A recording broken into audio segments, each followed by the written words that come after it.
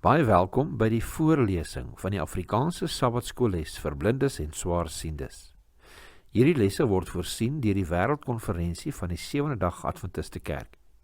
Die voorlesing van die les word aan u gebring deur SSL in samewerking met Adventiste Wêreldradio Afrikaans en word voorgeles deur Marlena Nel.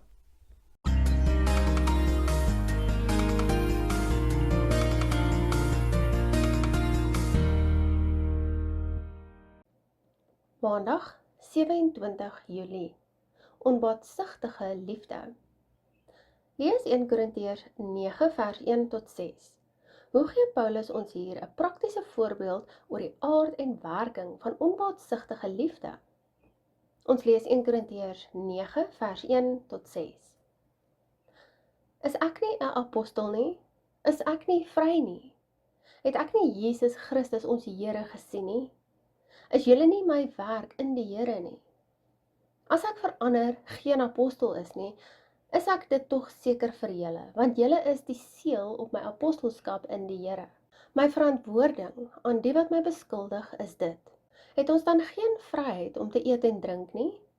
Het ons dan geen reg om 'n suster as vrou met ons rond te neem, net soos die ander apostels en die broers van die Here en Sefas nie?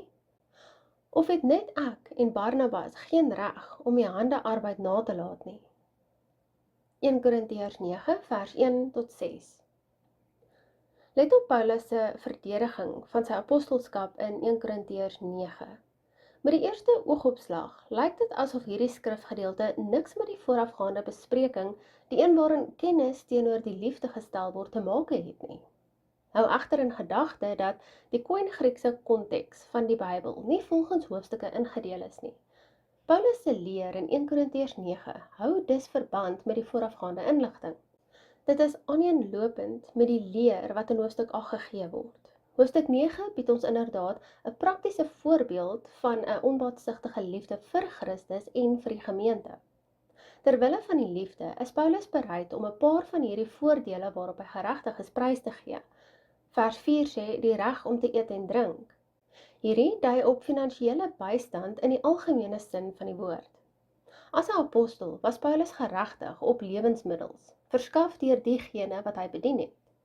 Ander religieuse leiers van Paulus se tyd het op hierdie reg aanspraak gemaak, tog het Paulus dit nie gedoen nie. Nee, ons sien dat hy tente gemaak en verkoop en homself so onderhou het. In Handelinge 18 vers 3.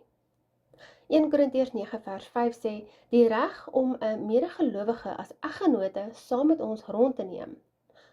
As 'n getroude apostel sy vrou saam met hom op 'n sendelingsreis wou neem, moes die kerk ook haar uitgawes dek. Enkele voorbeelde van sulke getroude sendingpaartjies is Priscilla en Aquila in Romeine 16 vers 3 en Andronicus en Junias in Romeine 16 vers 7. Paulus was egter 'n ou jong kerel, gelees in 1 Korintiërs 7 vers 8. As hy getrou het, kon hy dus op 'n dubbele voordeel aanspraak maak: finansiële bystand vir hom en sy vrou tydens 'n sendingreis. Die reg om, soos gelees in 1 Korintiërs 9 vers 6, vir die gemeentes te vra om vir ons te sorg, sodat ons dan nie ook ander werk moet doen om vir onsself te sorg nie. Paulus en Barnabas kon aandring om vir hul sendingwerk besoldig te word, soos gelees in 1 Korintiërs 9 vers 4 tot 6. Paulus het egter tente gemaak om homself te onderhou, soos gelees in Handelinge 18 vers 3.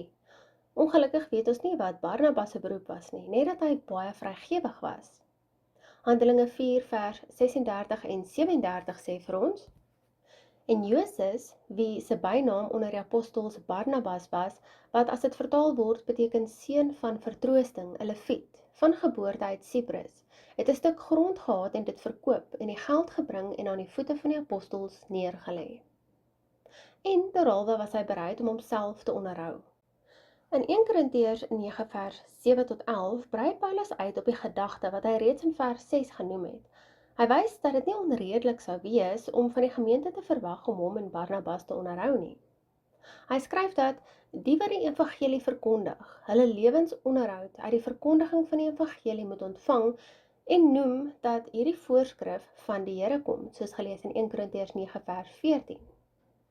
1 Timoteus 5 vers 18 sê ook: Want die skrif sê, jy mag 'n os wat graan dor, nie mylband nie, en die arbeider is sy loon werd. 1 Korintiërs 9 vers 12 sê ook, tog het ons nie van hierdie reg gebruik gemaak nie, sê Paulus. Hier in hoofstuk 9 stel die apostel 'n goeie voorbeeld aan elke leier en gelowige.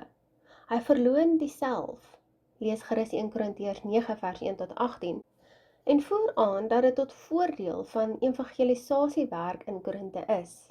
Lees gerus 1 Korintiërs 9 vers 19 tot 23.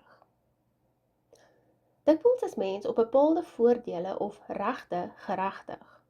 Soms is dit beter om sulke dinge prys te gee sodat jy 'n meer doeltreffende getuie vir die Here kan wees. Kan jy aan enige sulke dinge in jou eie lewe dink?